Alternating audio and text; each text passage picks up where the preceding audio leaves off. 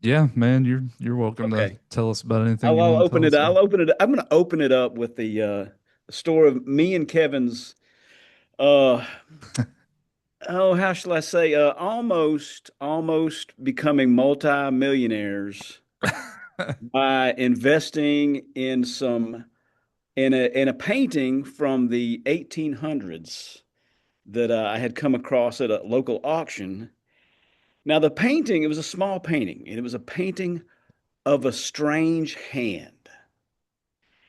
And it was from this English artist who was kind of known for painting body parts. But like when I say body, I mean like whole bodies. You know, he was known for his depiction of human bodies. And it was torn.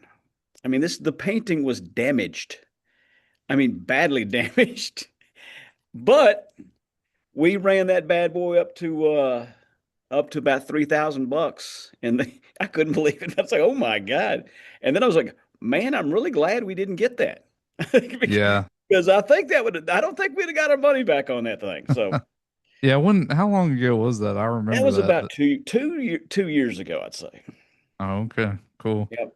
Oh, and speaking of that, another thing I wanted to ask you about, didn't you at some point acquire something with a pretty cool signature on it? Yeah, yeah. That was about a few months ago at the same auction, by the way. I bought a land grant signed. It was dated to 1830, and it was signed by Andrew Jackson. And it was for some land. It was in Yazoo County, like 80 acres in Yazoo County, and it was in pretty good condition. Uh, you know, for being from 1830, but the signature was kind of faded. So it was there, and it was no question that it was Andrew Jackson's signature. So I checked out before I started bidding on it. I checked out some comparables that were, and you got to watch it when you're comparing stuff on eBay because people ask for some crazy numbers on eBay. Just because somebody's asking $3,000 for something doesn't mean it's worth $3,000. But there were people asking like $3,000, $4,000 for maybe better examples of the one I was looking at. But so anyway, I bought it for ended up buying it for like $240 and put it on eBay and sold it for like $540.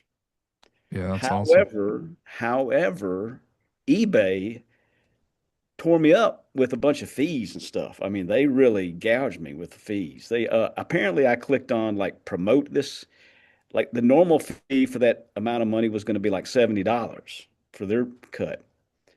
But when I clicked promote this item, it added another $70 to it. So I had to pay like $140 in fees for this thing to Oh sell man. it. So I really didn't make I made a very very small amount of money.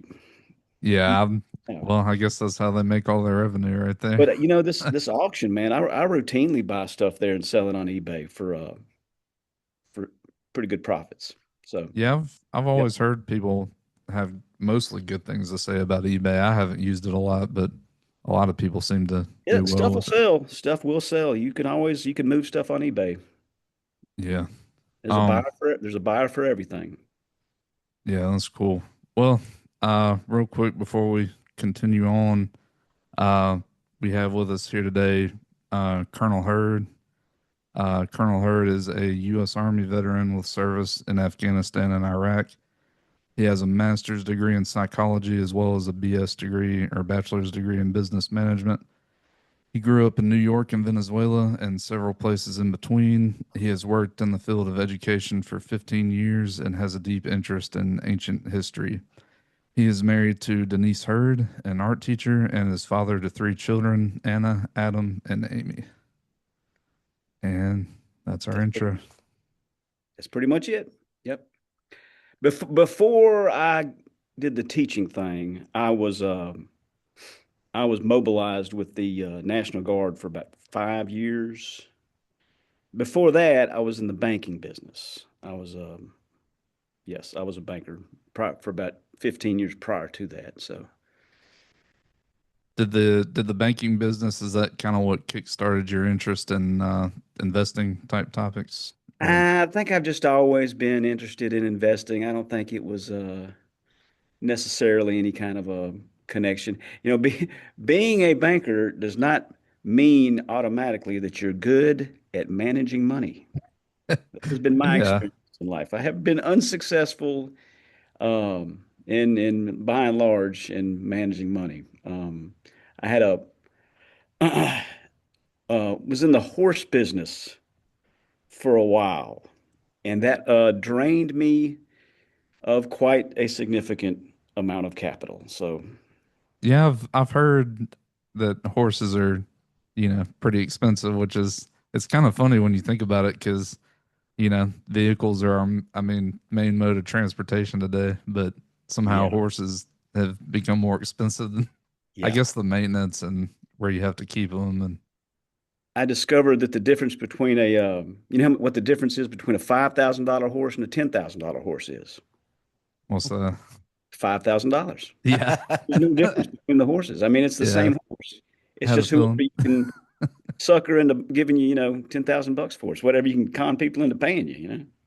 Oh, this is a special breed of Arabian and Palmetto or Yeah. I don't Yeah.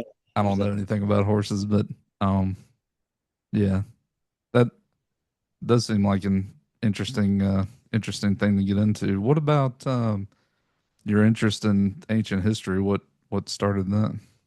that's that I was kind of I wanted to do some writing, okay? And so I wrote a magazine, an article for Mississippi Magazine several years ago about the Devil's Punch Bowl in Natchez. And that was pretty interesting. And I decided that I wanted to write about mysterious people, places, and things. So I got on the Google and I searched for mysterious Mississippi. And one of the first articles that popped up was a 1902 article in the New York Times that talked about a mysterious, very large stone structure that was in uh, Copiah County, mostly in Copiah County. And there was also some ancient stone roads that went from Utica to down to Copiah County. So this newspaper article, it described them as being man-made, very large stones. And so I started driving around Copiah County, rural parts of knocking on doors and stuff, and ended up at some like old hermit's house. And there was a lot of strange stuff there. Uh, Interestingly enough, who was the guy that did that story? Who was the guy, the news guy that would do stories like on Friday afternoons? Like, I think he Mm, was a weatherman. Um, could anyway, he be. would do interesting stories on places. Well, he had actually like beat me to it, but he didn't go past the front yard. And once you got past the front yard, there was like a guy who was squatting there, and he let us come and look over the property. And there was a lot of very, very, very unusual artifacts that we found there. So that kind of one thing led to another, and then started going, and there were some other kind of places that had been found in the past, but then had been kind of that they were written about in the 1800s and had just been kind of lost to time. That I kind of tracked these places down and wrote about those. Well, y'all hear that Mississippi has a Stonehenge or no? It makes me think about when you talk about stone, I automatically think about Stonehenge. the Well, thing in there were some England. very odd things. There were very large. I mean, there were some very unusual stone structures there. That's Yeah. really, and we did find some artifacts. We found like three carved heads that were very strange. So, Huh. yep. Yeah, that's pretty cool. I took one of them home and it brought home bad juju. That head was nothing but bad luck. And eventually it disappeared. So I guess somebody stole it and I didn't want to go looking for it because it was all that stone head brought to me was bad juju. That's Huh. all I can say. Yeah. Almost sounds like some Indiana Jones type stuff. It was some pretty strange stuff. It was very strange things indeed. Anyway, so that and I still have a Facebook group that's based on all that. It's called Ancient Mississippi, and the book was also called Ancient Mississippi. So Okay, feel cool. free. Yeah, I I'd like to remember. invite everybody to join the Facebook group Ancient Mississippi. Yeah, guys, and check that book out too. I've actually been meaning to check that book out myself, so I'll have to get a copy of It's that. got some alternate theories of the peopling of the Americas, and visitations from Mediterranean cultures, probably 3,000 years before Columbus got here.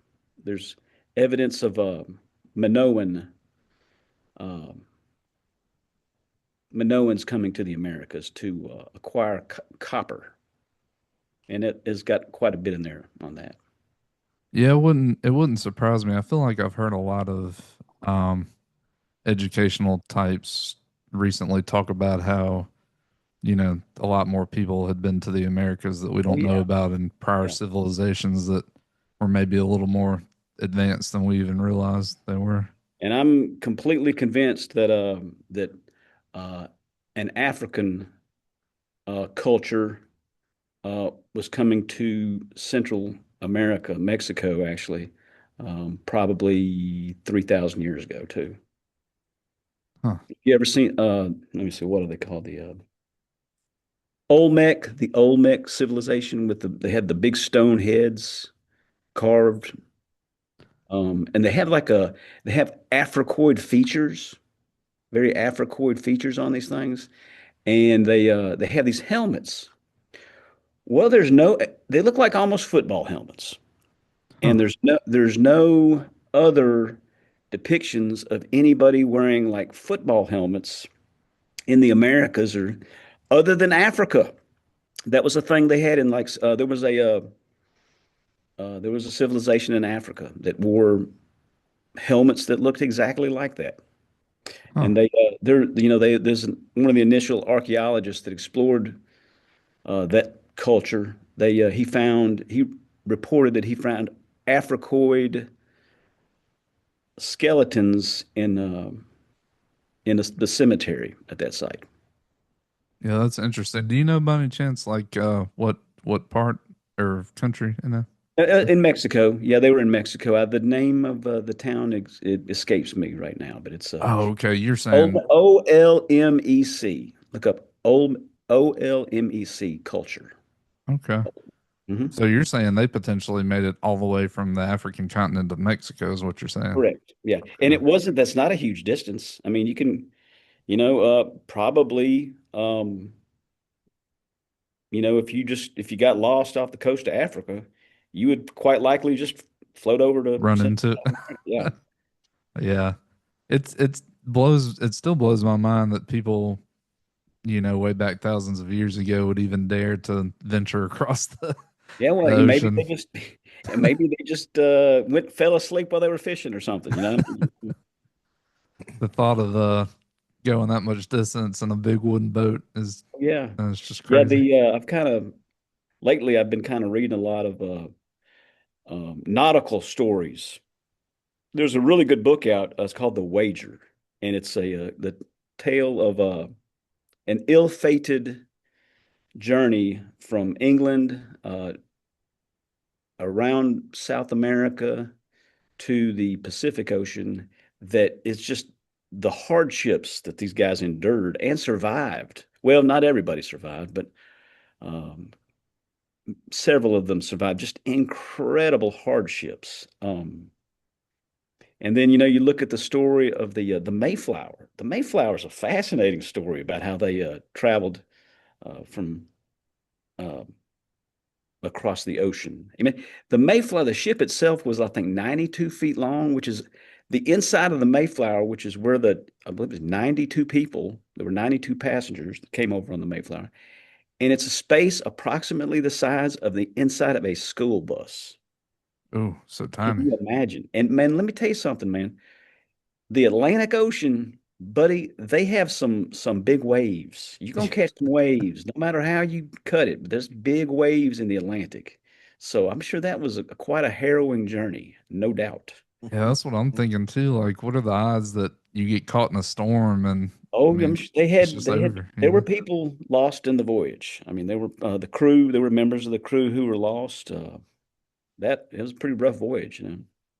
Yeah, that I don't know about back when you were in school, but back when I was in school, I feel like the main excuse me, the Mayflower, I think was the only story we ever really heard about. You didn't hear about any of the other ancient civilizations that possibly made it to the Yeah. Americas. So I hope maybe eventually they'll start teaching some more about that sort of Well, thing. I But mean, it's there were the Vikings made it around about 400 years before Columbus. The Vikings made it up to Nova Scotia, maybe even down to New York State.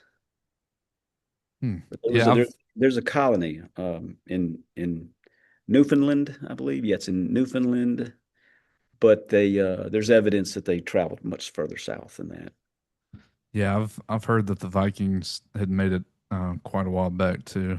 Um, so that's definitely interesting to think about. I think if I can't remember who said it, but I think I heard somebody say once too that they found some Viking swords or something in the ground.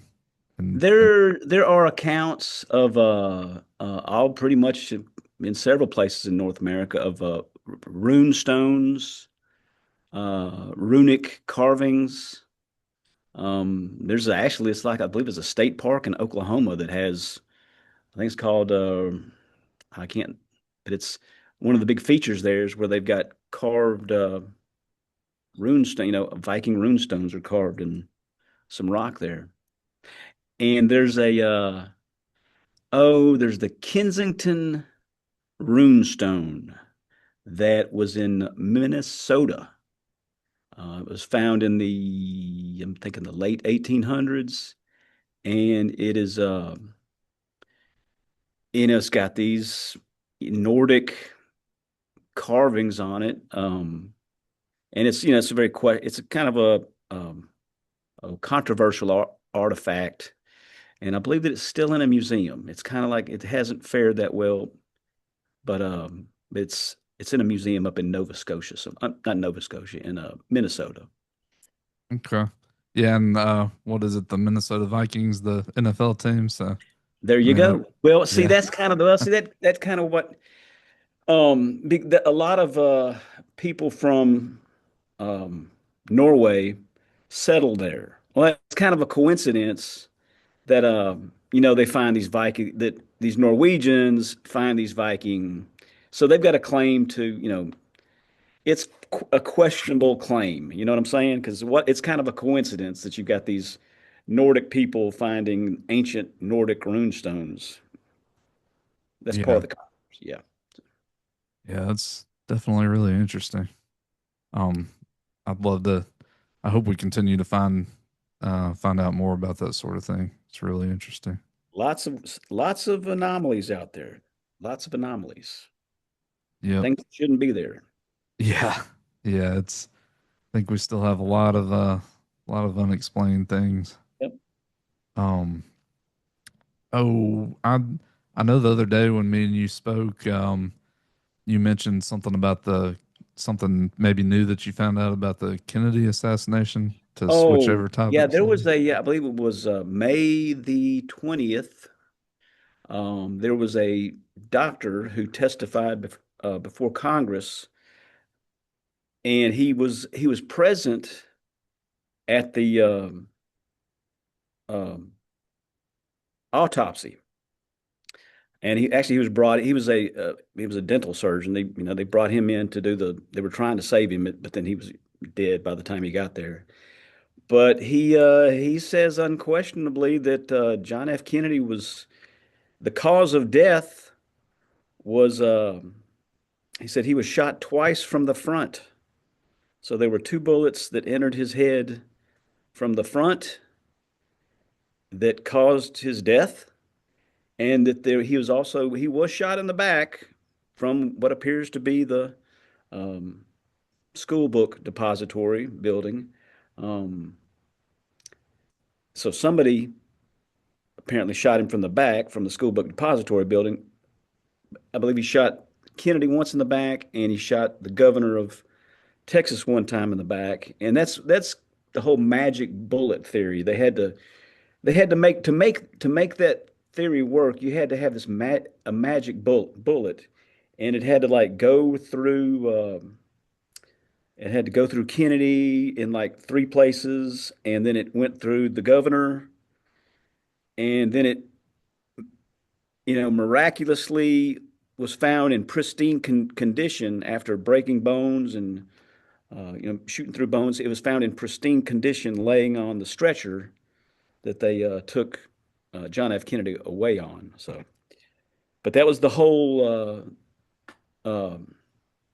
case of the Warren Commission. It all rested on this magic bullet theory that is just ridiculous. I mean, nobody believes that. It's Yeah. impossible. It's an impossibility. Well, you talking about shots from the front as well. So we're talking about, A completely different animal. Yeah, yeah. that's you've heard of the grassy knoll. There, I know I've heard there's that.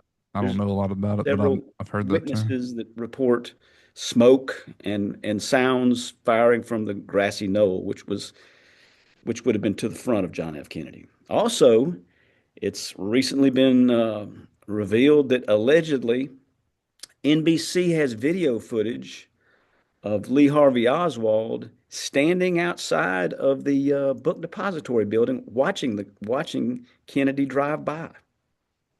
So like as if he wasn't even in a shooter It's position like at he all. wasn't even in the shooter position.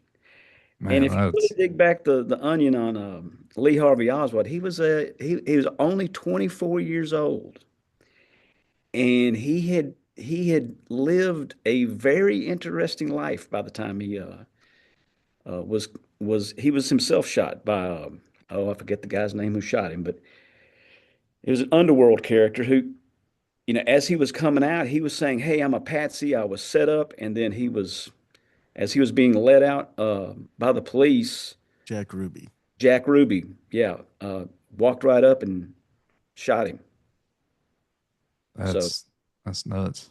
that's I mean, nuts. just thinking about how different j- uh, I know me and Chris have talked on other episodes about how untrustworthy the government can be, and just the thought Well, of, yeah.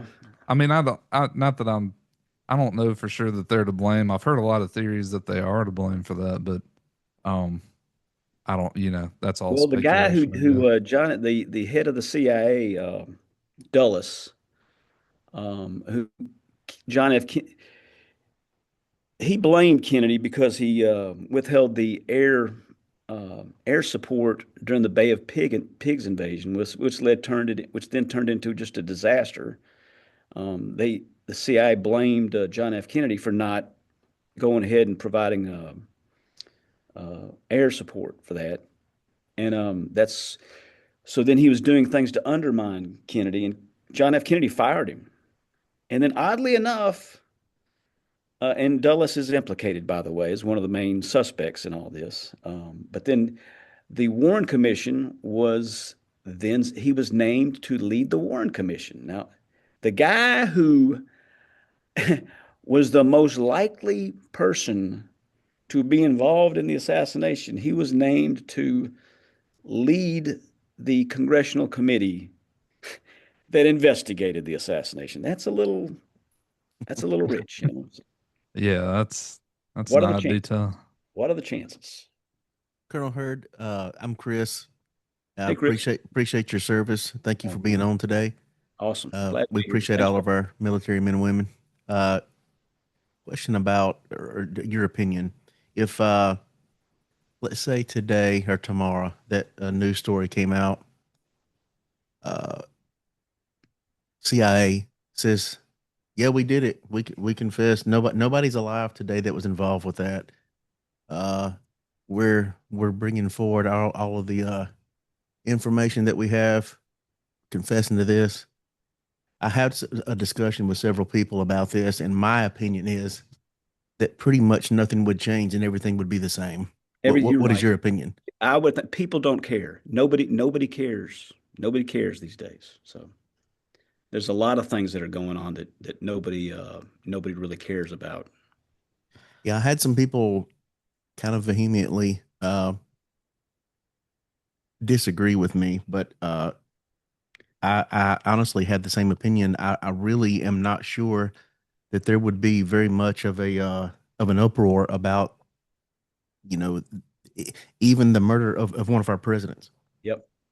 There was a recently a congressman from Tim Burchett was on social media a few days ago. He was leaving a congressional hearing on the assassination of John F. Kennedy, and he was speaking into his cell phone as he was walking. He goes, "I just left a hearing where it was revealed that our government's been lying to us for the past was it 70 years? Wow. So, and nobody is surprised. I don't think, Yeah, I think, I and by and mean, large, nobody, no, I think everybody kind of already knows it um, to a degree. Um, yeah, I think part of why it may, and I mean, sometimes they don't care, but I think part of the reason why it may seem like people don't care is because, it's not like we can rely on our media to ever tell us any of these things. They tend to only put out, I don't know, propaganda about what they know is going to divide people, whether it be abortion or, yeah. any hot topic that, Or all the peaceful protesting that's going on in Los Angeles. All nothing. They're yeah, sitting around singing "Kumbaya," to protest. Unbelievably, the ICE.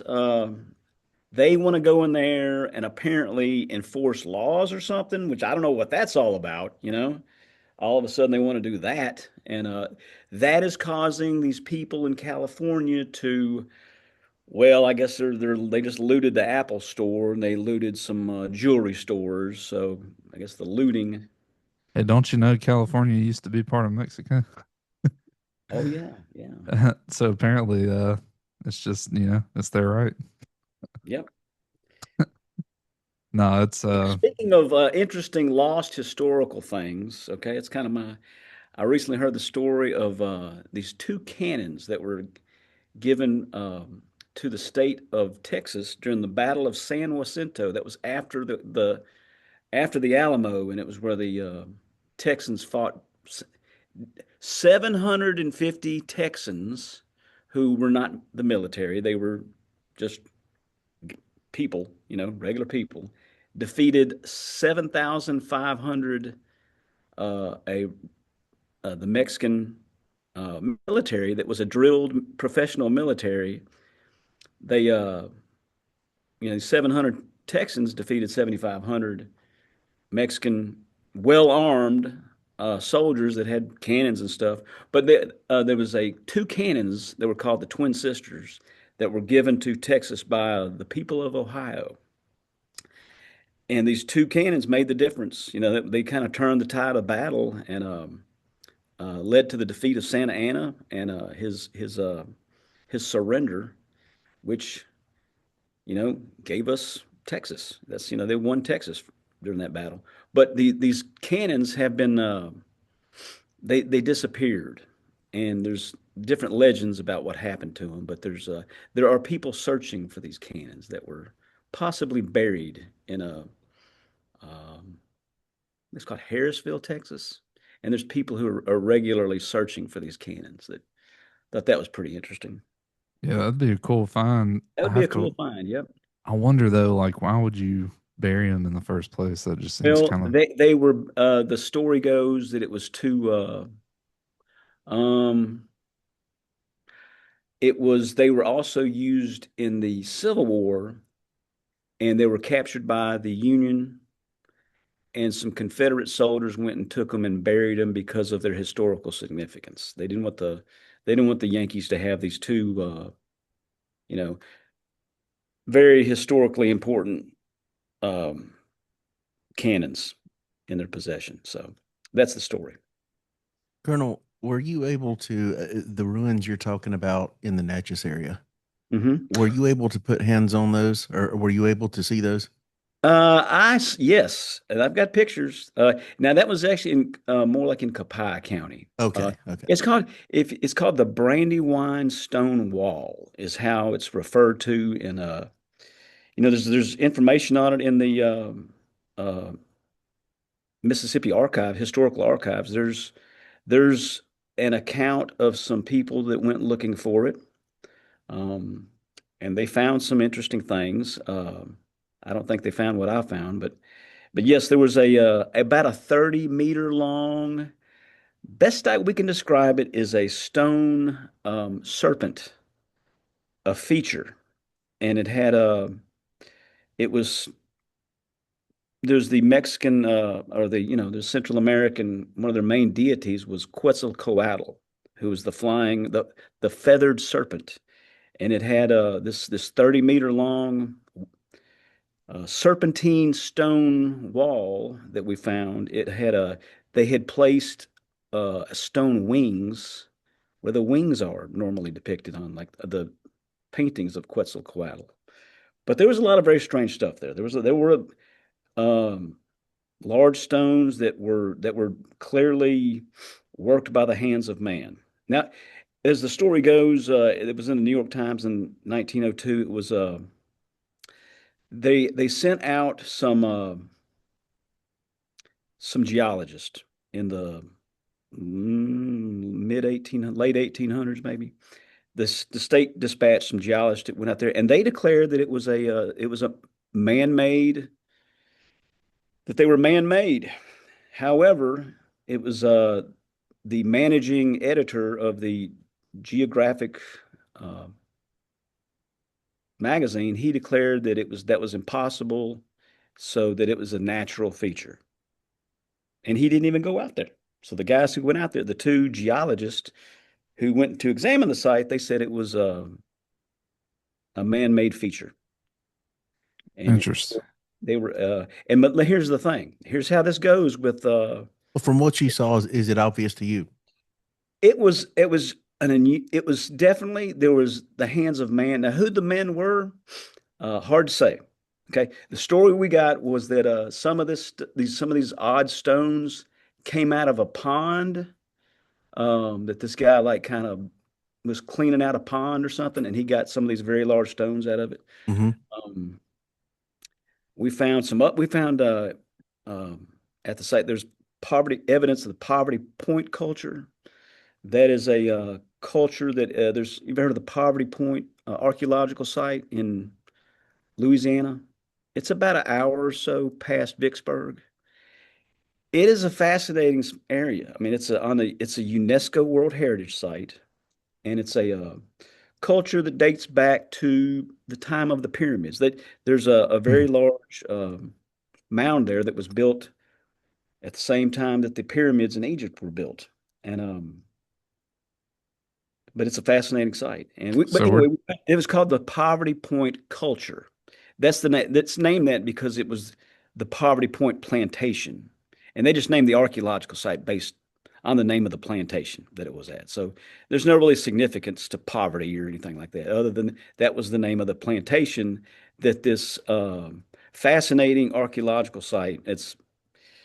You should really educate yourself on it. They have an excellent museum there with these artifacts that look like some of the artifacts look, and these date to, I'm thinking 1500 BC to maybe hmm uh 2500 BC.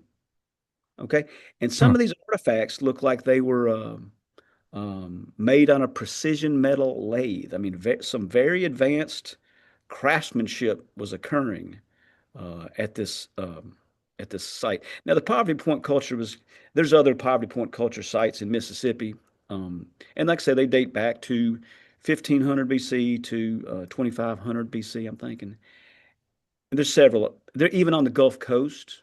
Um, Now, when you say precisely made, are we talking about we think they might have had some sort of technology You or just got it. manuf Well, hard to that's say. kind of stretched. It's hard. I really don't want to say that, but I don't want to imply that there was a other than that it was very important they look like plumb bobs is what these things look like, and they're made out of magnetite. And some of them have it. They'll have a very a hole that's carved in them, very precise carvings on these plumb bobs. And like, what were these guys doing with plumb bobs at this ancient Native American? It was thought to be a ceremonial site. This may be a stupid question, but what is a plumb bob? What's a plumb bob? Okay, if you're running a survey, a uh, um, a surveying tool, like a theodolite or a surveying device, Okay. you want to make sure that it's level.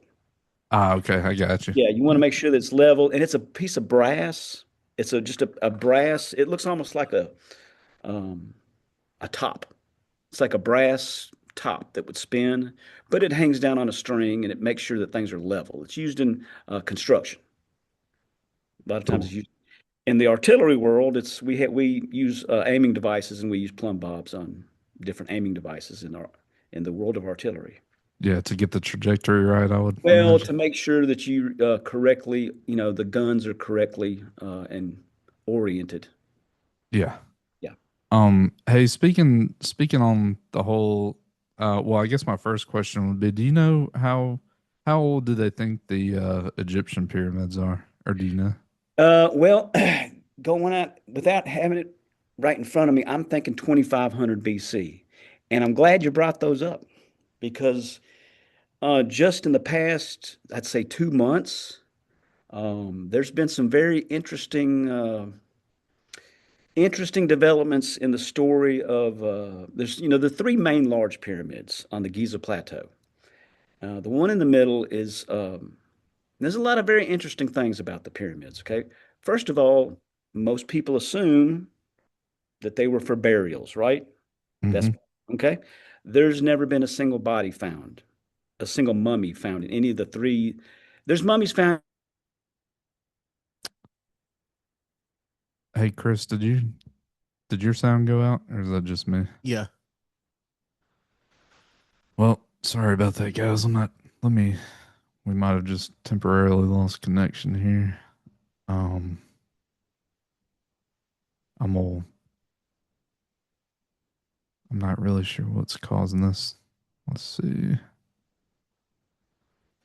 I feel like a news channel right now where we lost the feed. Uh-oh. It went away. Wait. Okay, I'm back. Okay, you're back. You I'm got back. you. So, anyway, so what they do find is mummified these bulls that are just like fragmented bulls. It's the strangest thing. But they have found there's a group of researchers that are they're out of Italy, and they utilized space technology to go to do some kind of like a ground penetrating radar. I'm I've heard of ignorant. LiDAR. Well, I don't even remember where I saw Yeah, this, but it's something to do with it, but it's kind of a new technology. They kind of amped it up, and it's Hmm. something they do from they like rented satellite. You know, they obviously didn't have their own satellite, but they somehow contracted through NASA or something to focus their these ground penetrating radar systems that are new at the Pyramid of Khufu, which is the middle pyramid. It's probably the most interesting pyramid too. And they what they've discovered is some features, apparently man-made features, directly underneath. There's some they found some stuff inside and around the pyramid too, some new chambers underground. But they found underneath the pyramid some structures that are like tubes, they're like six tubes with like coils around them that go down almost a mile. Okay. So so that's been an interesting development. wait, Uh, we're talking a mile underground? a Yeah. mile underground, yeah. I Somewhere saw to the that. I s- somewhere I'm gonna say it's somewhere close to a mile.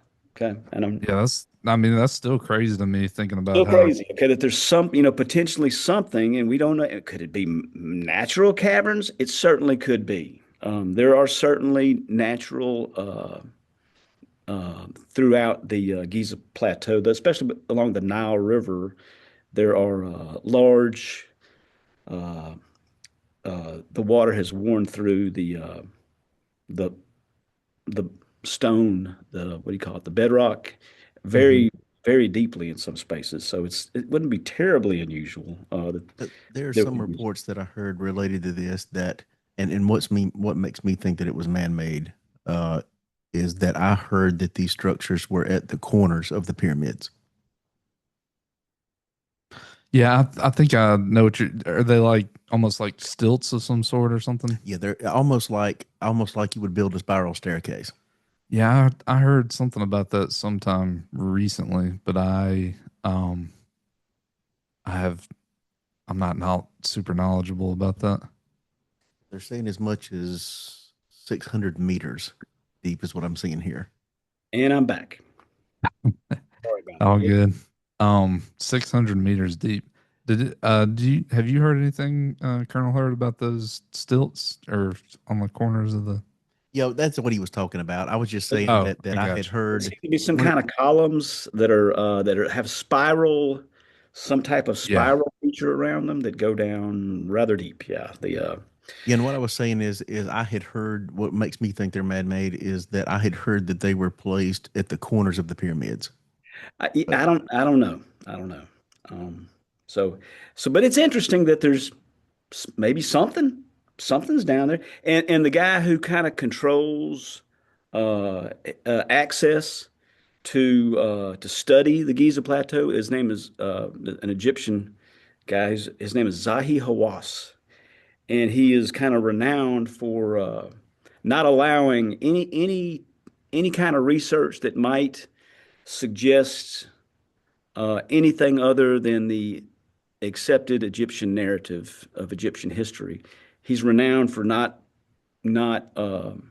allowing that to be considered or studied. So he was rather upset about at this, and I think. however, since then, here just recently, he has come out and announced that he has a profound revelation of something that he's discovered apparently. So something's up in the Giza Plateau. Something's going on over there. Yeah, I know. One time when I was listening to Rogan recently, he was talking about and complaining about how some tenured professors just get kind of stuck in their ways and they take it as a threat when somebody makes a new discovery. Yeah, it would erode the value of all of their books and Yeah. all of the paper, all of the studies they've done for the past, you know, however many years. It would possibly prove them to be not accurate. So, of course, they're gonna. And I've run into that too when I contacted a Mississippi State's, which interestingly enough, I figured Mississippi State has a Department of Egyptology, part of their Oh, cool. archaeology program, yeah. And I was asking them about this Brandywine stone wall, to which they immediately that set off the red flag for them. It's like, oh, no, no, no, no, no. That's been proven to be a natural feature. So we're not going to hear any of this. So they wouldn't listen to any of that. And when I say, oh, it's been established that it was uh, a natural feature, that's based on the 1892 um, the determination of the guy who was the editor of um, the Journal of Geology of Mississippi back in the 1800s. They base it on that rather than actual on the ground pictures, observations, and findings. Huh. Yeah, they Um, oh, go ahead. I'm sorry. that's just a chronic. Uh, Anything that goes against the accepted narrative will be fought tooth and nail. Tooth and nail, they'll fight you. Yeah. This another thing this reminds me of. Have you I've never been there, but have you ever been to I think it's Machu Picchu in Peru? No, but that's on the bucket list. The reason I bring that up is if the pyramids in Egypt are crazy, my understanding is that Machu Picchu is like way up in the mountains. So how in the world could they have I'm like, how do you build structures like that way up in the mountains? But The that's labor, my cheap question. labor, I mean, I guess cheap labor, they had time on their hand. They had. Plenty of time on their hands. And honestly, they were much more resourceful than people give them credit for. Oh yeah, yeah, definitely. Um, but Imagine the shape that those guys were in. but kind of the So characteristics of a lot of the stonework in these various sites in Peru, not just Machu Picchu, but there's the common theme is the lower levels that are on the ground, the stonework is very, very, very precise, very, very unusually well done. Okay. With a lot of it's all fits together perfectly like a perfect puzzle. But then you get to the top layers, the more recent uh, occupations by oh the name of the most recent Native American groups that occupied the site. The Incas, I believe. Yeah, the Incas were there, and but the stonework is a lot more crude. Like it's just stones kind of stacked up on that. The very highly precision stuff, and the very highly crafted precision stuff. Yeah, it matches like exactly the highly crafted precision stuff in sites in like Turkey and Egypt, and that's the unusual part of it. And it has little nubs that stick out that are the same as they are, um, in Turkey and Egypt. And the same very style of craftsmanship. It's identical. something else, I don't know a lot about Turkey either, but something else that I've seen and heard about Turkey is these. I'm trying to think of how I can describe them because I have no idea what they're called, but I guess these almost housing structures carved These are into the kind of mountainside or something. they're two. There's more than one of them.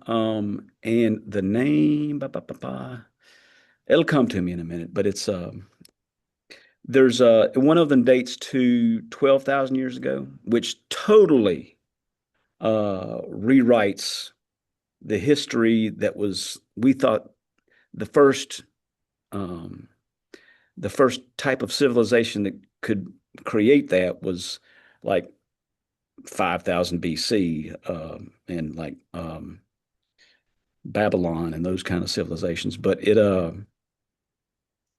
this predates that by 7,000 years. And then there's an even older site that they found.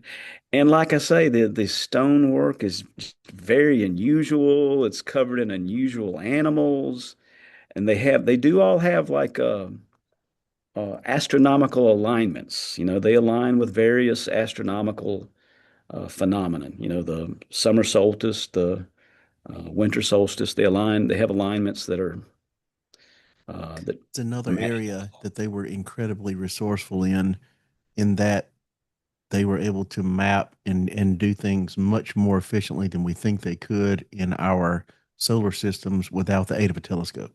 Yeah, Yeah, that the whole sundial thing and how they used to measure time and calendars is definitely really interesting to me. I have no idea how they were capable of doing those things back then.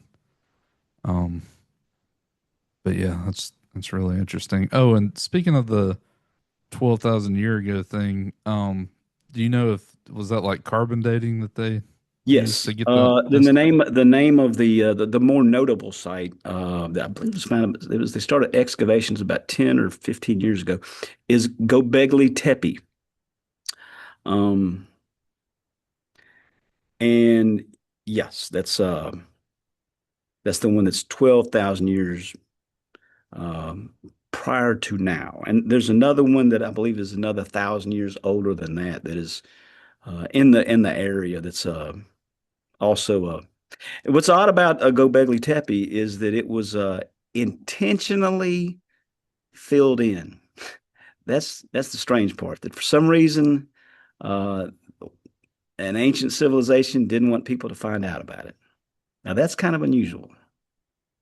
Yeah, it makes you wonder if that was because they were worried about enemies, or tell me. Yeah, or something, Yeah, it's some kind interesting. of a, something. Hmm. One of the great mysteries of our time. But I'll Yeah. tell you what the greatest mystery is. Greatest, and it's if you want to really go down something and study something that's um uh, just an incredible um I guess architectural feat is in Syria. It's the Trilithon stones at Baalbek, Syria. And the thing is, let me see how much the Trilithon stone weighs. These things weigh um, m 5 or 6 times more than the largest stone we've ever moved in modern times. Um, let's see, a Trilithon stone. I wish I Yep. wish Turkey and Syria were more accessible. I hope they become more accessible to us one day. That's right. Yeah. Chris, didn't you also say Turkey is where uh John was supposedly buried? Yeah, the Apostle John is supposedly buried, and I've seen the tomb. You can look up the video and pictures of it. But in the ancient city of Ephesus, there. Yeah, it'd be cool to see that. But yeah, these stones that he's speaking of here in Syria are estimated to be between 750 and 800 tons. That's what I'm looking at. Yeah. 750 to 800 tons. And Per they, stone? yes, Yes. these are like rectangular carved, That's very ridiculous. highly precision. I mean, they're very nicely well done job. I mean, they're these, um,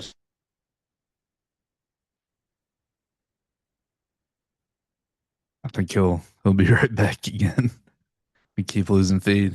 He might be using his phone or something. So we'll give him just a second. Stone a pregnant woman. What? And that may be what they see somebody standing on it over there. Oh yeah. Dang, it's huge. Man. Um, okay. what's up? It's all good. We've had The curse of Pelahatchie. hey, we've had some technical difficulties on another episode, so it's no big deal. Um, but yeah, Chris was just excuse me, showing me an image of one of those stones. Those things are ridiculous. Yeah, Insane. that's something I can't wrap my mind around. I mean, that's I don't know how they did that. It's something we could not come anywhere near close doing today. So, Yeah, all this stuff baffles me because I know I'm not an engineer or an architect. I don't have any of those capabilities. So any of that stuff just baffles me. Um, really interesting though. I guess it goes to show you how we've uh we've had plenty of highly intelligent people all throughout I don't know, the start of humanity. yep. Um, so But enough of the ancient times, man. Let's talk about some new, very, very, very important technological developments that are emerging. Okay. I Probably mean, the most important one that, I'm sure you guys have used it. These different varieties of quote unquote artificial intelligence. hmm We're, uh, we're working towards a phenomenon known as artificial general intelligence, to where the the AI can defeat the Turing test. Y'all familiar with the Turing test? mhm. I feel like I've heard of it, but Yeah, remind me it's because I'm it's a it's a test where you can ask artificial series of questions, and it cannot pass this test. You can determine rather easily that this is not a person you're okay. talking to. Gotcha. based on how it answers these questions of the Turing test. But that there will be, we're coming, believe it's projected to be in 2029, when actual, and I believe it could be here sooner than that, when actual, the real artificial intelligence will be here, where it can, a computer can create things. It can work 24 hours a day, 7 days a week, 365 days a year, making things. We need to go find Sarah and John Connor and let them know what y'all are doing. Yeah, yeah, there's that, man. Remember the Terminator movies? Yep. So, there's that is upon us. And then there's like this quantum computing situation, these Qua- chips. I've looked into quantum computing a little bit, Yeah, and man, anytime I would read about quantum computing, it was almost like trying to read another language. I was it like, man, is. I this mean, it's stuff something, is it's complicated. the lay people among us have no ability to kind of conceptualize, other than, it occurs. You have to have a near, I think, minus like 200-degree temperatures for these chips to work. Minus 200, is it? Something like that. You have very Jeez. extremely cold temperatures for these chips to be able to function. And I guess it's because of the incredible heat that is generated when you're making the types of calculations that these things are doing. And I believe they said that compared this chip that they recently tested, the next fastest chip we have today, it did in, I believe, like 5 minutes what it would take like 4 billion years That I of was the gonna next say, fastest chip that we have.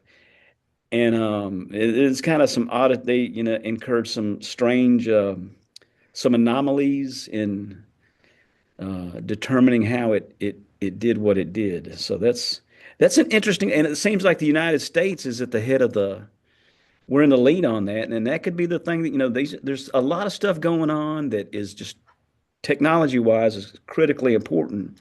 Um, some things that we're maybe getting beat on is, as we speak, there's a Chinese um, good old China. spacecraft on the dark side of the moon that it appears that they're mining. Oh, They're they're oh mining boy. materials, um, and I believe it's a material called helium 2 or helium 3. Is it a That material that doesn't exist here by any chance? it's a material that cannot occur on Earth because of our Oh, that's atmosphere. interesting.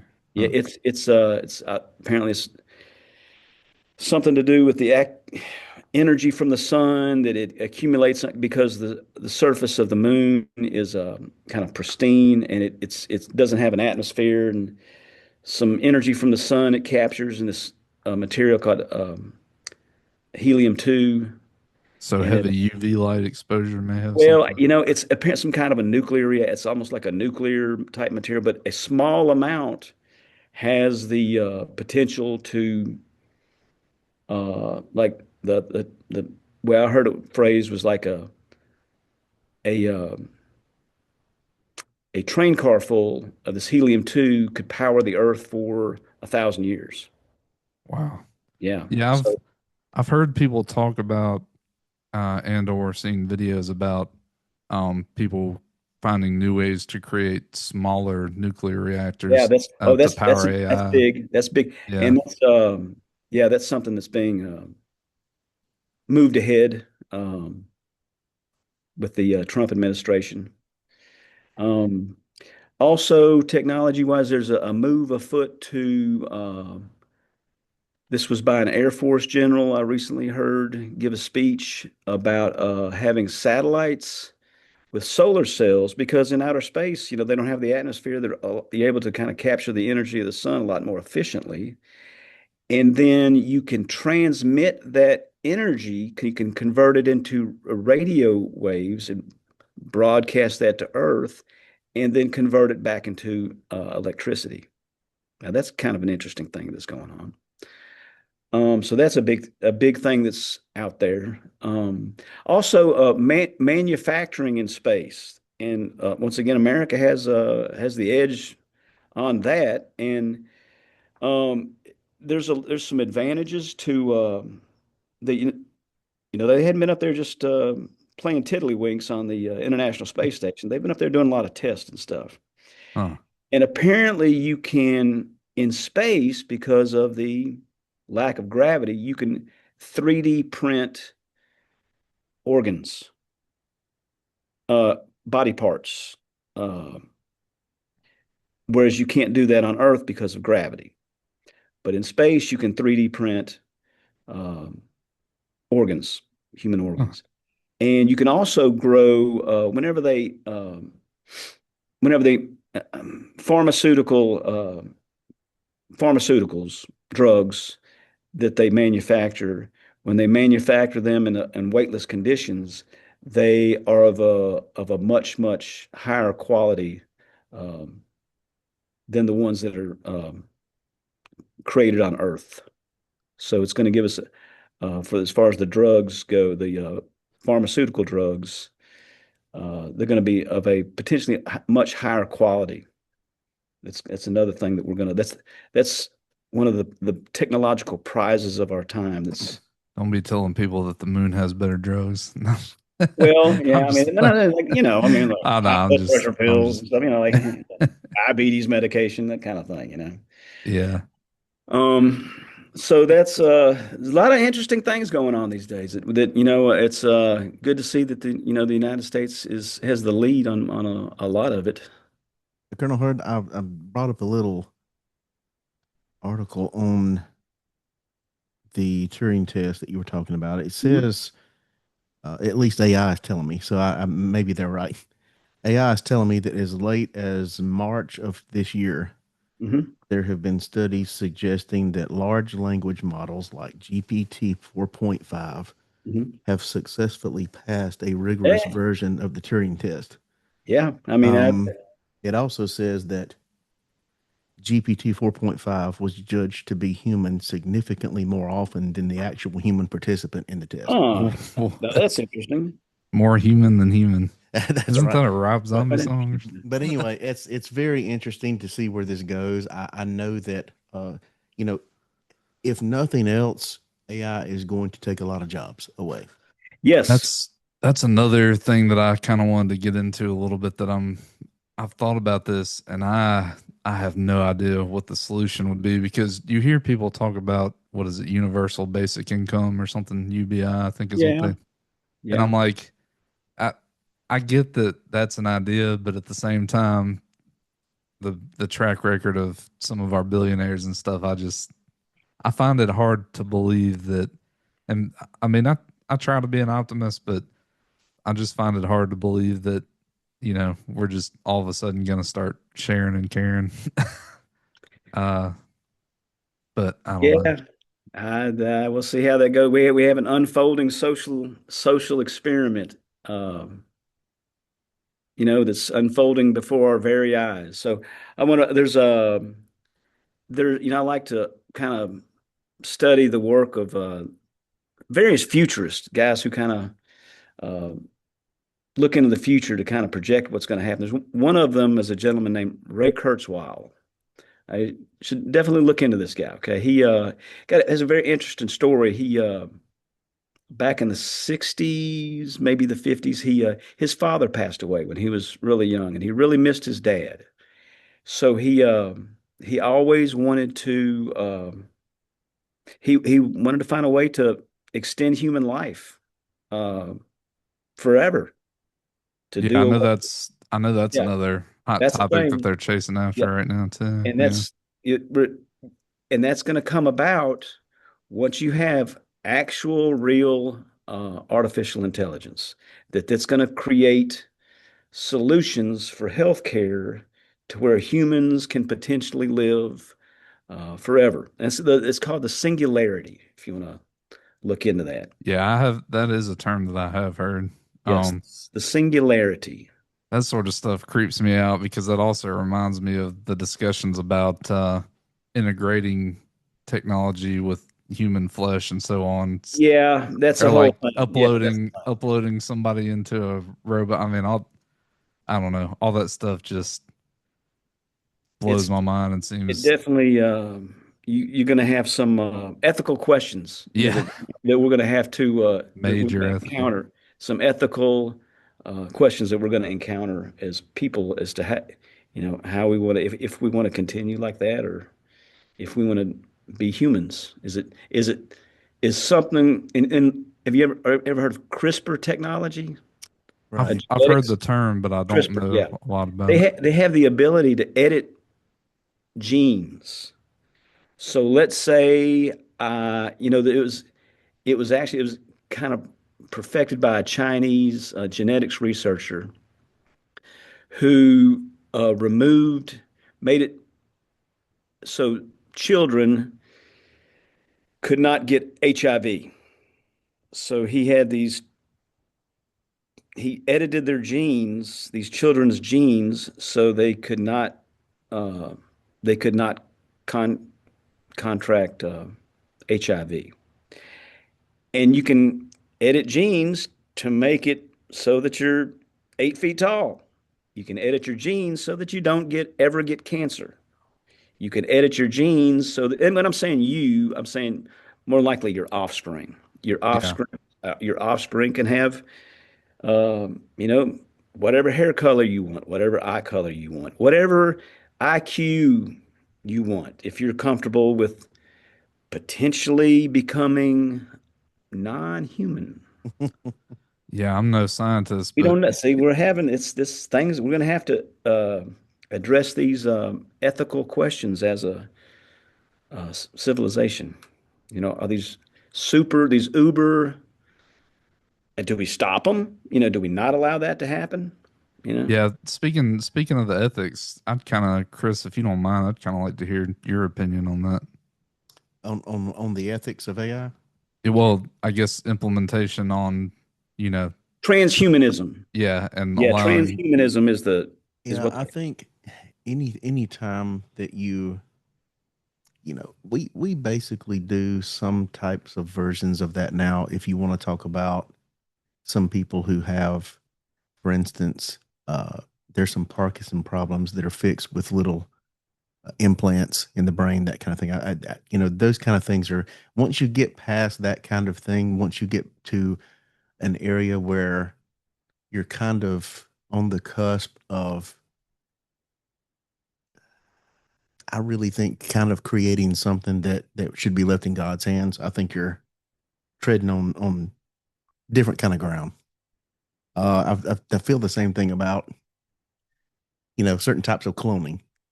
Um, I don't know. It's a question probably that's above my pay grade, but yeah. Well, I mean, I'm sure it's a question that's sort of above all of us. I mean, I do sort of agree with you though. I just um, you know, it seems like these are matters that were intended just for God, in my opinion. right. Um, but I mean, if we find ourselves uh, delving deeper into these sort of innovations, I mean, I Well, and the first thing that's going to happen. I mean, we've talked about this on a previous show, but one of the first things that's going to happen is uh, the military is going to want to use this for their super soldiers. oh yeah, yeah. There's always going to be military implementation, but I mean, I don't know.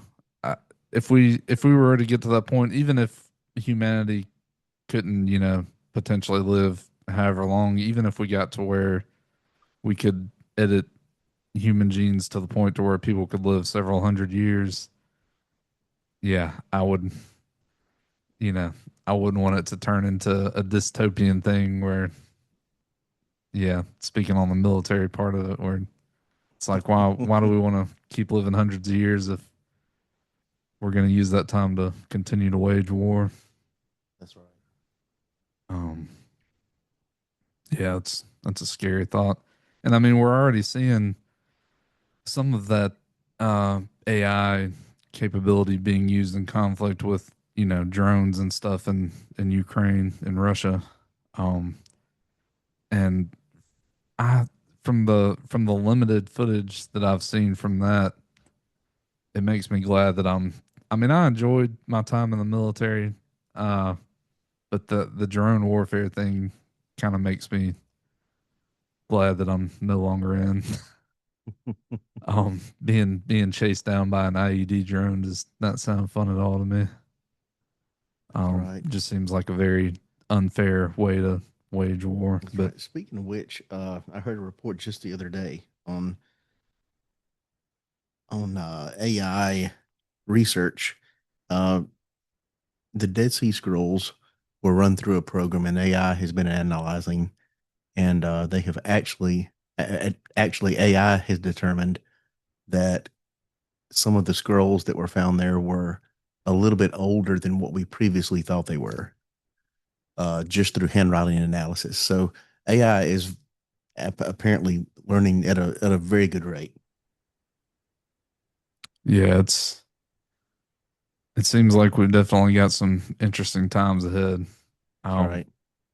speaking on all this AI stuff, I know that, you know, at first it seemed like the main goal that some of the large companies were going after was just to get us to level 5 self-driving. So that's even though that's a smaller ordeal than some of what we're talking about or less complicated, I am curious when we'll finally get to the point to where, you know, say we could hop in a vehicle and the vehicle just can take us 500 miles away, 1,000 miles away, and all we have to do is just sit back and let it happen.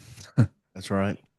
I think, don't they have that in Las Vegas? Don't they have um some cabs that are Tesla cabs?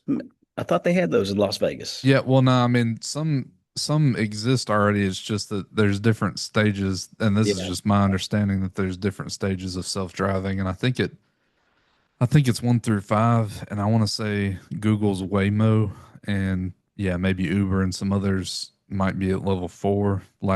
That's just the last thing I've heard though. For all I know, some of them may have made it to level 5, but from what I've read, level 5 is the point at which basically human inputs are no longer needed, I think. On that same point, I heard just the other day, I was speaking with my dentist, and he told me about some programs that he had heard of at a seminar that he had to go to, where robots are performing root canals completely by themselves without the aid of a dentist. Ooh, Wow. I don't know if I like that either. I mean, I guess you'd be better off maybe, but I mean, Well, what a I mean, you see right there, once robots start performing surgery by themselves, we're in a different era. yeah, that just my mind can't help but think about like the worst case scenario. So I don't know. I don't know if I love the idea of But I'll tell you this, right now, when I go and I have any kind of work done, they stick the needle in. Uh, a computer determines how much deadening I get. It's never been wrong for me. I've always had a good result. But a computer right now is determining how much anesthesia you get. yeah. And I mean, I could definitely see it being good for anesthesia because my understanding is even a slightly overdose on that can potentially be fatal. But Sure, sure. um yeah, I mean, I'm sure there's going to be plenty of good uses for it, but you know, my mind always goes back to are we going to find ourselves where AI and robotics decide that humanity's a problem? Well, I mean, yeah, we're quickly getting to a point to where we're only limited uh, on AI, what it can do. We're only limited by the ideas that you can come up with. Really. And on that, back on that self-driving note, another thing I'm curious if I'll live to see is not only when we have full self-driving on the ground without human inputs, but I mean, I well, I guess we sort of are to that point in the air because technically without other air traffic, the air is pretty easy. All something has to do is just fly around. But I mean, I know it's gonna end up being a lot more complicated because you have to account for commercial airliners and military aircraft, and so uh, it's got to be a fun time to be. And I'm being sarcastic here in the FAA, the Federal Aviation Administration. I bet they've got a big job ahead. I don't know how in the world they're gonna regulate all that stuff to make that happen. But So greater minds than ours have already addressed the problem of robots slash artificial intelligence, how to regulate it and to limit it. Isaac Asimov developed uh, the three laws for robots. And law number one, it says a robot may not injure a human being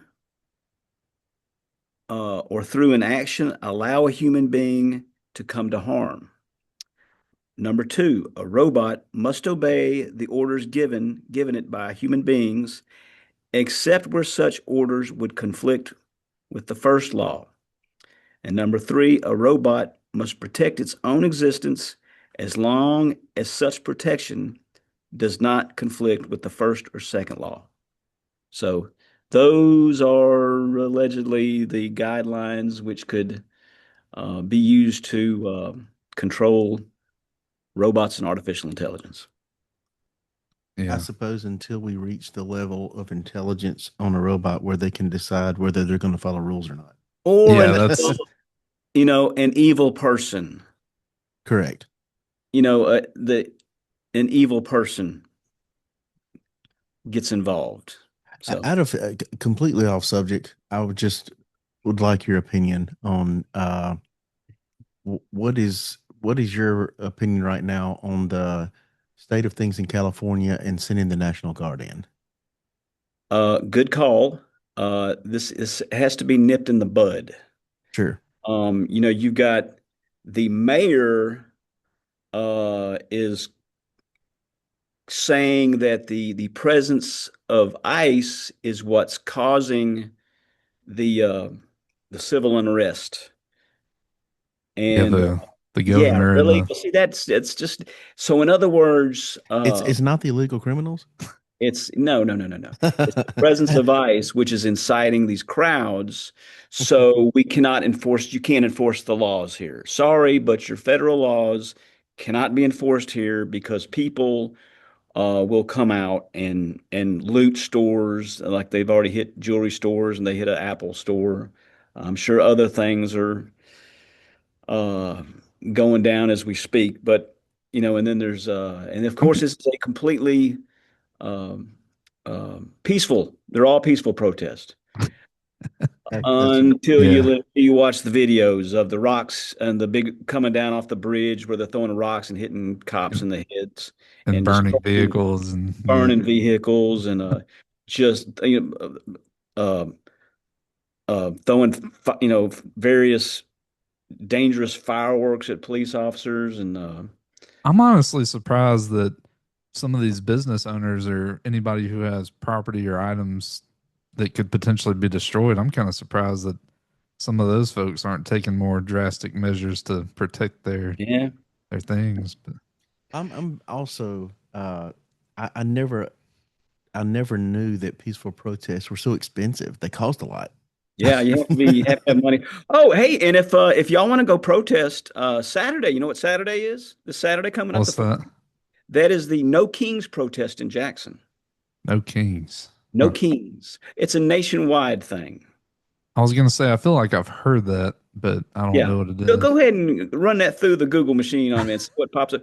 There's No one at the kings. Capitol. There's in a couple of cities in Mississippi, but there's one at the Capitol that's going to kick off at noon. So I went to the last one or drove by the last one, which was the hands off. Remember the hands off protest that was a couple of months ago? And Yeah. I just happened to drive by the Capitol when unfortunately, when it was breaking up. I didn't get a chance to engage anybody, but Oh, so they're protesting that military parade, huh? some people, yeah. But these were protesting, hands off because President Trump's taking away everybody's rights.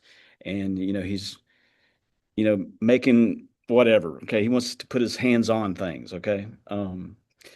Now it's the no king because if we don't, Trump's going to make himself a king. That's not even up for debate. He's going to make, okay. I'm not going to have it. He's going to make himself a king. So we have to go protest. And it's called the No Kings protest. So he doesn't, we can't let him, the Crown fascist. himself. We can't let him become a king. Okay. So that protest is sad. Now, like I said, I went to the last one, it was the hands-off one, and the average age was 75 years old of the participant. And from Wow. Now what I, that's interesting. it's they're emptying out I these would have nursing. thought they'd be younger. No, no, no, no, no. It's mid 70s is the average, is the mean. There was a couple of, but they were just weirdos. You know, you had your typical, very odd looking. They're all very odd looking too. I mean, even the old people were weird looking. Huh. Um, but so that'll be Saturday, and you know it's not far from the street. So hypothetically, now I'm just hypothetically, because they'll be given like loud speeches. They have a podium that they speak from, that they have like a loudspeaker there. And it's not far from the street. So hypothetically, somebody, obviously not me, but somebody could just drive by and lay on the horn while they're talking. Yeah. You know, I'm not saying I'm not saying I've Uh, ever done that, Now you know what that reminds me of. I saw something. but it could happen. You know, That's somebody right. could do that.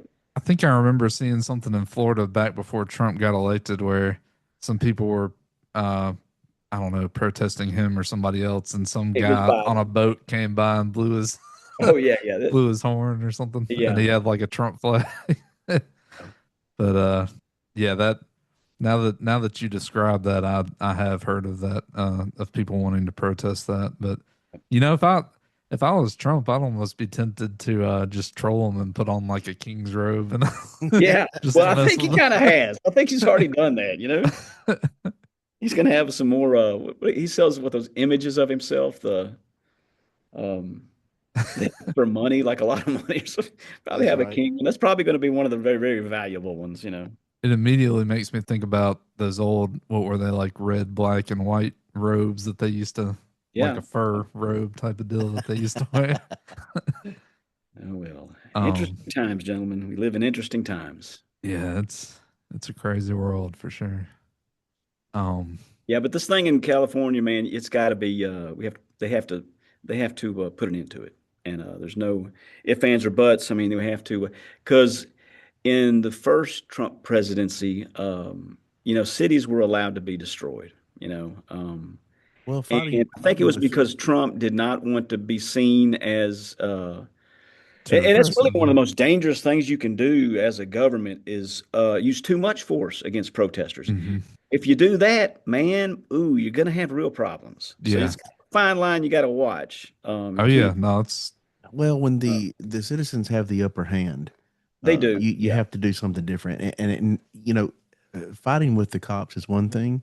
Fighting with the military is a whole different ball of wax. yeah, speaking of the military, I saw this short clip of a Marine helicopter flying through the yeah, city too, yeah. and I was like, It's oh kind of man.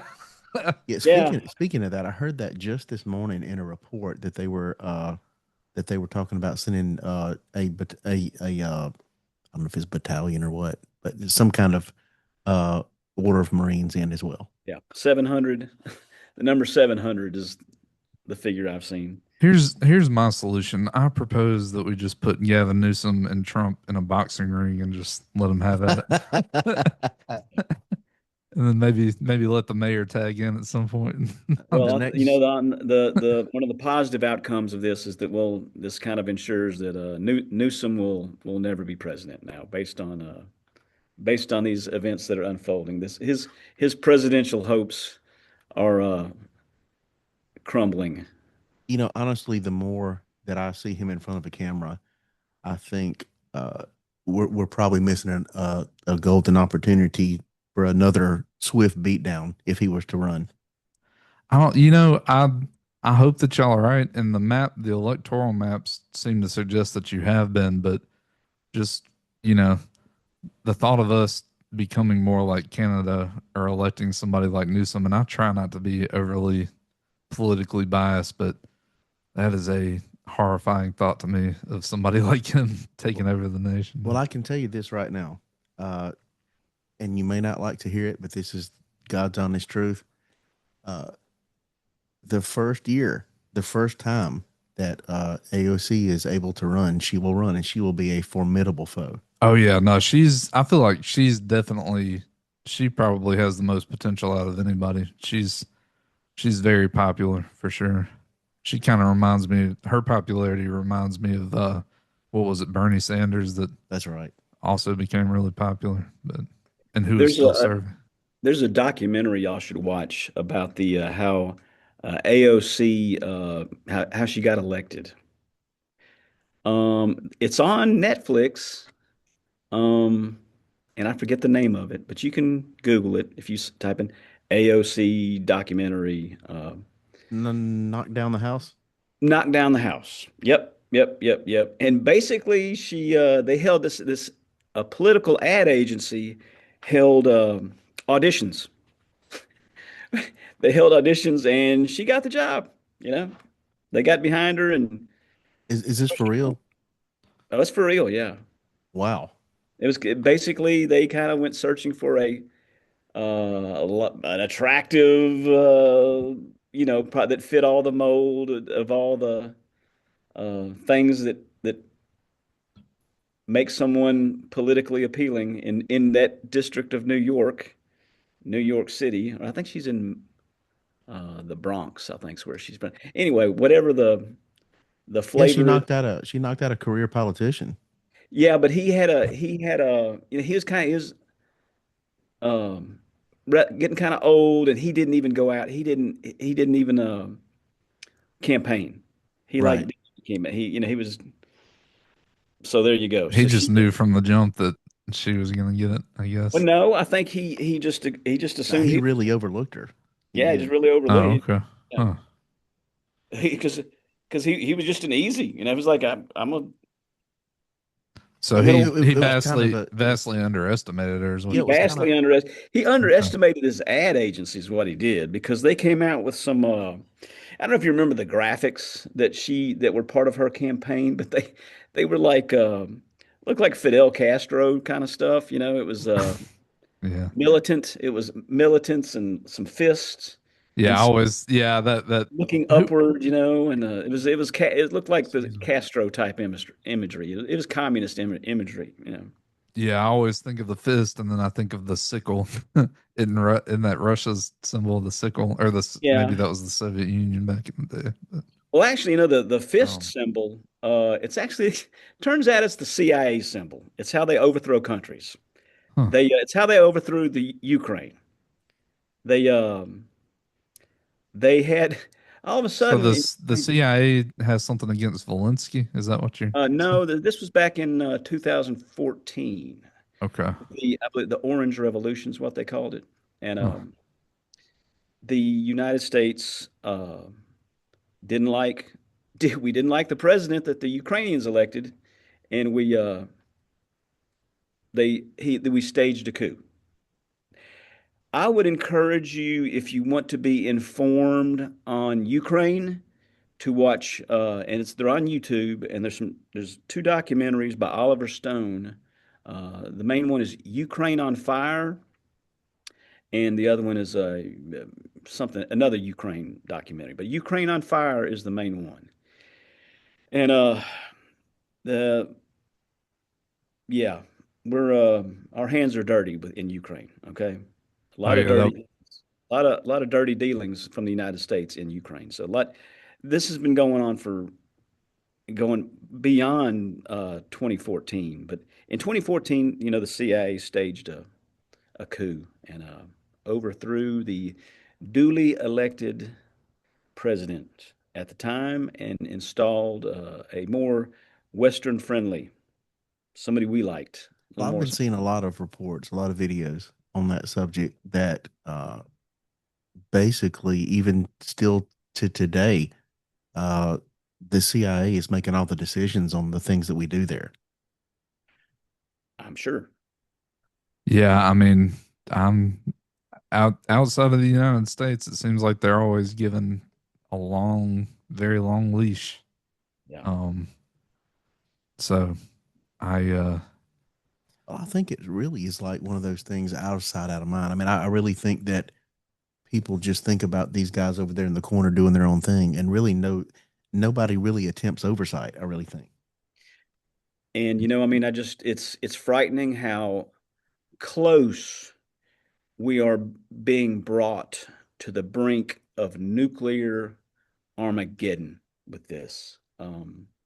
Sure. With the Russians shooting long range United States missiles that can only be fired by Americans who are trained to fire them into the heart of Russia, and not expecting any kind of retribution for that. Really? Really? Yeah, and Yeah, then really? to top all that off, I think nowadays we also have to worry about hypersonic missiles. So And they've got those, and I think China has those and all that stuff. So yeah. yeah, world. But you do know now. The Here's the exact quote from the the White House Office of Science and Technology Policy Director Michael Kratsios, and I quote: "Our technologies permit us to manipulate time and space. They leave distance annihilated. It can Wow. cause things to grow and increase productivity." Leave distance annihilated. I'm stuck on that Okay. part. Now the part that kind of throws me is the we can manipulate time and space. I Yeah, was about to that ask throws me about too. that. Yeah. Okay, let me say that again for the third time. We can manipulate time and space? What? What does that even mean, man? Yeah, that's I've got the same question. I don't know. Yeah, so Uh, that's something to well, apparently, something to consider, isn't it? yeah, apparently they've been able to manipulate time and space at Area 51 for quite some time. But Yeah, it's anyway, probably where they got it from. That's probably that's probably how we acquired that ability. Yep. Yeah, I think me and Chris were talking on another episode, and I said that I've heard that like radar technology came from Roswell or something like that, or our modern day radar capable.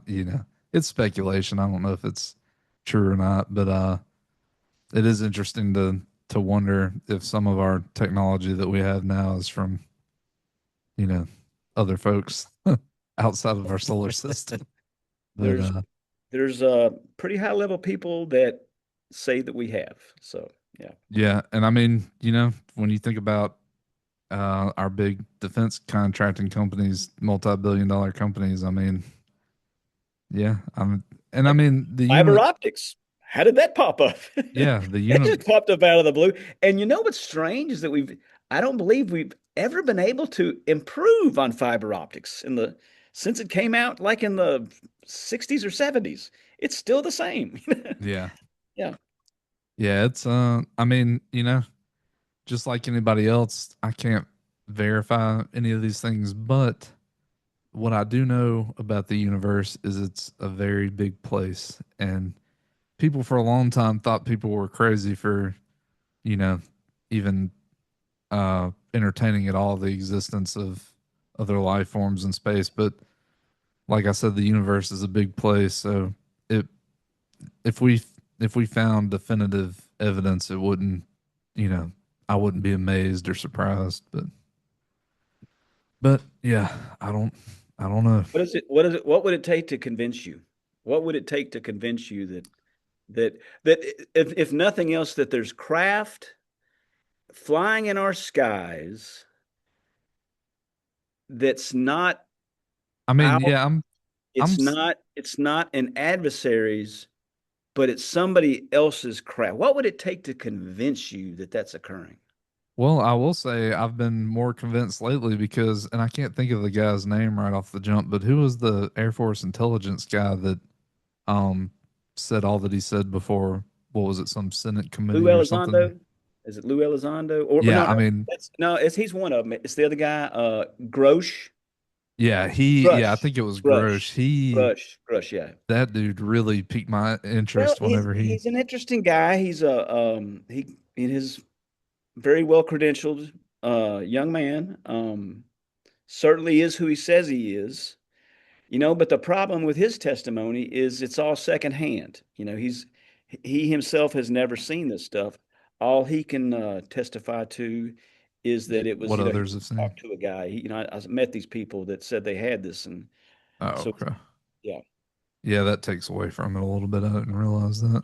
lots going on with that whole ball of wax too. So Yeah, that's but I mean, I do know that, or at least to my knowledge, uh, there have been fighter pilots that have picked up unusual things on whether it be radar or I've seeing seen it. the Tic Tac videos or the other Hmm. videos of military. Hmm.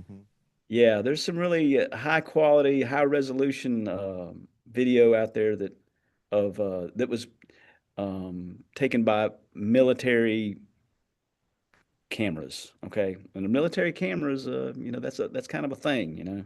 I Mm. really can't figure out the strategy. There's always a strategy in releasing information, and I don't know whether uh, they just couldn't hold it back anymore, or if they just decided, hey, if we go ahead and tell them about this, they'll forget about it, and we can go on about our business. I think the second one is probably the Yeah, You're it's probably right. I feel like if they're distracting you with because one piece of, nobody seems to care. You know, nobody seems to be very interested in that. So. yeah, Right. some of us are, some of us definitely are, That's but right. Maybe the same strategy with releasing all the JFK files and all that stuff too. Yeah, it could be all. And let's not even get started on the Epstein videos Yeah, where which we you still got don't have. Pam Bondi says that, oh yeah, these videos are horrible. I mean, there's videos of people and little kids in here, and then you've got Cash Patel. Hey, the guy goes, yeah, I've seen the videos. There's really nothing there. Yeah, There's really nothing in those yeah. videos. I tell you what, that's been one of the biggest surprises to me there's got to is be that some really powerful people. I mean, again, just speculating here, but for them to want to hide those things so bad, there's got to be some really bad stuff with higher authority folks in there. yeah, if you can't, I feel like at this point, if you can't trust people like Cash Patel or Dan Bongino, who has been Yeah. a really outspoken critic, uh, Who and can? then they go in and seemingly do the same things of the people that they're criticizing, it's kind of baffling, and I feel like if we don't get information that we're wanting for out of this administration, we'll never get it. Well, and I'm not trying to defend them here, but I will say, you know, imagine some powerful figure comes up to you and says, "Hey, if you release any of this information, you and your family are history." You know, Right, right. There's that. um, yeah, I almost makes me thinking about that whole thing almost makes me speechless. I don't even know what to say about it really. Um, I remember for the longest time after the whole Epstein thing, everybody was like, Epstein didn't kill himself. You know, that was there were memes all over the place about Yeah. that. Well, apparently he did. You know. Yeah, that, I mean, they say that he did. Yeah. Um, you know, I can't even pretend like I am super knowledgeable on the topic. I've done some slight reading on it, but, um, you know, I have no idea what is fact and what is fiction on that. Yeah, I mean, you can't. There's no way of getting people around cameras or anything. Yeah. I mean, other than the two paintings that they recovered from Epstein's apartment, there's the That's right. one where it's got a George Bush Jr. Playing with Jenga pieces. Got some planes That's right. playing with Jenga pieces where there's Jenga pieces all over the floor. And he's crashed planes into the towers, and then there's the picture of Bill Clinton wearing a blue dress, which That's right. yeah, that's a good, yeah, wearing the blue dress. So Very good. That's right. the infamous blue dress. What do they call those when they film powerful people doing embarrassing things? There's a term for that. Blackmail. Uh, Blackmail? Yeah, it's blackmail. well, I mean, not just yeah, that's one of them, but I want to say they call it a humiliation ritual. Yeah, there's We could that too. climb down a Yeah, whole another rabbit hole with that's a that. whole nother rabbit hole, man. um, oh, before uh, I won't I won't keep this thing going too much longer because I know probably both of y'all have some other stuff to do, but where was it? There was something else I wanted to ask you about. I'm searching my notes. Oh, on the topic of just Russia and China and us being at odds with them, just in your opinion, what would help us better our relationship with those guys? Or like, what do you think it will take for us to have any hope for a lasting peace with? Improving our relation. Well, here's the thing. So, like right now, the situation is like I think as of last month, our trade deficit was cut in half. Okay, our trade deficit with the world was cut in half as of last month. Hmm. Now, hard to say is that a good thing or a bad thing, but whatever. But it's not good for China. I can tell you that. Okay, Yeah. and whenever business whenever business stops flowing over borders, it won't be long before boots start marching over these borders. Okay, that's how wars occur between countries is when you stop having business. Yeah, and another topic that interests me on that note too is I've heard a lot of talk about snatching up land from Chinese landowners and Yeah, stuff that's like a that. controversial thing. I mean, yes, Um, several states have passed that to where you can't China, especially. I mean, it's and I you saw what Ukraine recently did to Russia's strategic uh aircraft fleet. I mean, just devastated it with drones. oh And yeah, that yeah, China has all this land right next to all these Air Force bases hmm throughout America. Okay. yeah. That's the thing. Like What? That's crazy. yeah, yeah. How do you who let that happen? Is How do you let that my happen? question. Who let that happen in the first place? Like I don't know. Greedy people, people Yeah. that just took whatever money, But that like what good is your greed if it leads to the destruction of the nation? It just people well, get so blinded by greed they just don't care if, you know, yep. society suffers all the fallout from it. It's crazy to me. Um Anyway, here's the thing with as far as Russia goes, we have no existential beef with Russia. We don't. I mean, there's the people there are, they're Christians, okay, by and large. like Orthodox probably something like Orthodox Russian, Orthodox Russian, yes. Which, by the way, in Ukraine they have um, uh, Zelensky does not allow the practice of Christian, Russian Orthodox Christianity. He's oh, stamped I out didn't know that. Christianity Huh. in Ukraine. But we have no beef with these people. Okay, we have no beef, uh, existential beef with the people of Iran. Iran is a beautiful. Their history is an incredible history, a beautiful country. Um, so things got to get should be better between us and Iran. Same thing with us and China. We have no, they really can't threaten us. Of course, they have nuclear weapons, and that's always a serious risk. But we really don't have anything against them as a culture, as a people. So it seems like there's a lot of potential there if played right. For for things to get better, for international relations to get better with really almost everybody. Because I mean, we have an ocean between us and all these Hmm. adversaries. There's nothing they can do. I mean, they can't come over here and invade us. Um, so we don't have that. We don't have that looming over us. As unlike uh, Europe, they're in constant. And if Right you look, next door. Yeah. yeah, but it could just anything can happen in Europe. I'm sort of like you though. I think my biggest concern is the modern day advanced nuclear threat from Yeah, that's hypersonic missiles and that sort of you thing. That should really. There's a recent book out about nuclear.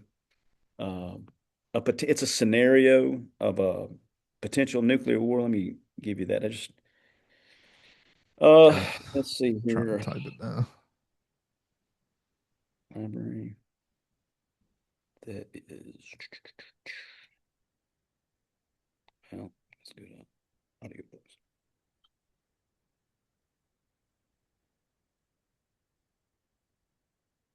Hmm. Well, It Nuclear War. always It's called give Nuclear War by Annie Jacobson, and it's a scenario. It's a potential scenario that could unfold with and just how it's unsurvivable. Okay, at any level, a even a partial nuclear war involving Russia, China, United yeah, I mean that States. radiation sticks around for what, It's hundreds of years unsurvivable. minimum. But I will tell Yeah. you this. I will tell you, I think I've got my plan. I've got my escape plan should it go down. Okay. Take us with you. I have found the southern hemisphere is going to fare better than the northern hemisphere. Okay. So We'll all be trying to get into Mexico now that well, we're not you need to go further instead south of than them trying to Mexico. get in Okay. I'd be thinking South more America. Peru, Argentina. Okay. Yeah. Okay. Remote, remote Argentina is what I'm looking. Yeah. Going down to the southern end of the. One last question from me, and I'm not trying to make us run long. Just one quick question. Uh, I have my personal opinion about this, but just out of curiosity, what, Colonel, do you think would have happened if back several years ago Russia invades Ukraine and we do absolutely nothing? We don't give them money, we don't give them aid, we don't do anything. Where are we right now? Well, the thing is that Russia sees Ukraine as them being one nation. Okay. They view Russia, Ukraine was Robin to Russia's Batman. Hmm. Okay. That's their homeland. Okay. That's what they consider their motherland. They're tied Hmm. to Ukraine at the waist. And what's the people in the Donbass region, the further west portions of Ukraine, probably half the country, maybe more, where they speak Russian. They are Russian, or they practice Russian Orthodox Christianity. Hmm. Their culture is Russian. Okay, they in fact had voted at some point to become Russian. They wanted to be a part of Russia. If Zelensky was not there, would they have put up a fight? Um,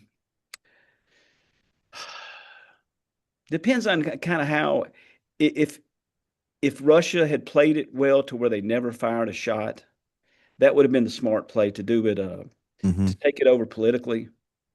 A coup, just like we perpetrated a coup, they could have perpetrated a coup there, and that would have been the smart way. To come in with all the death and the military, that's been just utterly insane that they've done that. And one other question about that, I was really kind of shocked. I actually still am because I had an image in my head that Russian military was stronger than they are. And Yeah, that's kind of I'm not talking yeah. about using nukes or anything like that. Well, I just really thought they were stronger than that. I've seen some models of the tank. It is comes down to tanks really aren't all that. They were have been proven to not be all the number one, maybe the best weapons on the battlefield too. This has a lot of things have developed from a warfighting perspective in Yeah, this. I Well, think as far as we go, Drone technology has rewritten everything. Yeah. has taken the day. Drone sure. Yeah. technology has taken. As far as I'm concerned, and you can correct me if I'm wrong, you would definitely know better than I do, but just from the simple fact they were not able to make an easy fight of Ukraine makes me not worried about them unless they use nukes. That's what I'm saying. Yeah, For some, and and Russians are quick to use nukes. That's part of their doctrine. Is Russian doctrine is if they're being defeated on the battle, they have tactical nukes. They're not. Sure, sure, We'll pop some nukes and we're done with this. They're sure, not going to lose. sure. Uh, so, but it Do you think the only reason that they haven't used them on Ukraine is because of the proximity where they are? possibly. Gotcha. I think they're not there yet. Um, But I tell you what, when the United States would we tolerate let's say a Russian presence in Mexico Would we tolerate a Russian um, firing uh, long-range missiles into the United States from Mexico? Would we tolerate multiple biological weapon research labs along the United States-Mexican border? Would we tolerate that? Are They were are there. They I were would there. hope not, but are Yeah, we would Democrats hope not. And Or Republicans in office? yeah, but that was there. Okay, so there was a lot of provocation. Um, we poked, the bear. They poked the bear quite dramatically, and ultimately, it wasn't the first time when they kind of were threatening with the Russian military coming up to the board, playing these war games and stuff. Not the first time that had happened with Ukraine, but when Kamala Harris went over there, she goes to Poland, and she makes the announcement that we're thinking we're going to let Ukraine become part of NATO. When she said that, all bets were off. That's the whole point of this thing. Okay, yeah, um, I that's what Russia's biggest fear is. I was gonna say part of my understanding is he feels threatened by NATO is part of my The understanding. we've broken NATO has broken its promise many times over. Its promises to Russia. Um, we promised that we would not go. This was 20 years ago that we would not expand NATO anymore. Well, since then, It's expanded. it's expanded quite a bit. It's expanded up to Yeah. the border of Russia. And like I say, um, Ukraine was the Robin to Russia's Batman, and the United States went over there and said, "Hey, we're fixing to take your girlfriend." I'm saying we're fixing to take your girlfriend. What you going to do about it? And next Yeah. thing it's the tanks are rolling. Oh man. Well, It's just it was handled very poorly. The whole thing from a strategic perspective was handled incredibly ignorantly. Um, yeah, well, when you look at our withdrawal from Afghanistan, I mean, it's not the oh biggest yeah, don't surprise. even. That's ridiculous. But like I said, if you want to become informed about the Ukraine Russian situation, it's on YouTube. Roger Stone documentary, Ukraine on Fire. That's a must. To really, I mean, to be, you got to watch that documentary to really give you the background knowledge because there's a lot to it. Yeah, sounds like there's a lot I need to check into, but Yeah, but that's a big one. If you want to intelligently discuss Ukraine uh, and Russia, you got to watch that to give you the background. yeah, Because no, it sounds interesting for sure. Um, well, with that being said, I don't want to hold y'all up too much longer here. Colonel Hurd, if you want to, you want to. Oh well, did we lose? Are you there? I think we might have lost connection again.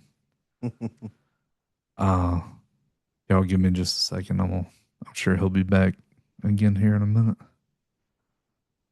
Um, I was just gonna tell him he can mention his book again if he wants to, or I think he has a book.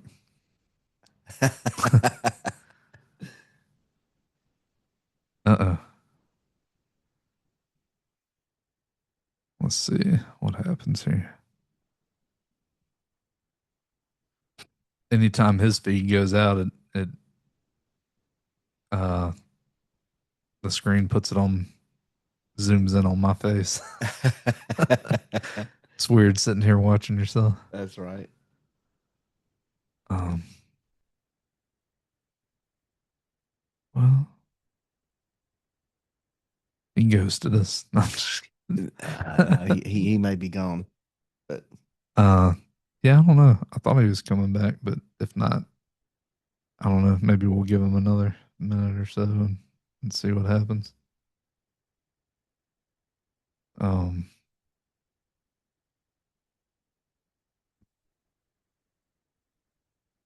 I would think he'd have shot me a message or something if he.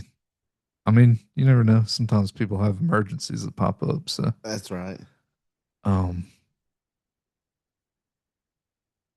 well, let me make sure he didn't send me a text message of the name of that book.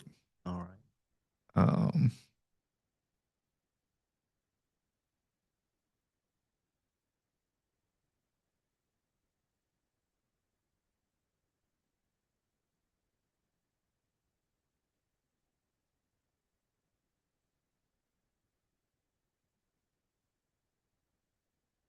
let me I'm gonna try texting him real quick. All right. Okay. Well, I'm gonna get ready for this other thing I got, Yeah, and yeah, that's we're gonna get out of here anyway in just a second, right? yeah, yeah. We were fixing to close out, and I guess uh I'll tell you what, we'll just go ahead and close it out, and I'll text him, and maybe once I get the video up and posted, uh I can post what the name of his book is. But Sure. All right. Enjoyed it. yep, thanks for being with us. And even though Colonel Hurd lost his feed, sir, we appreciate you being here with us today and speaking with us today. So um again, I'll try to find out some more details about his book and post that later. But yeah, for those of you listening and watching, thanks for joining us. We'll see you later.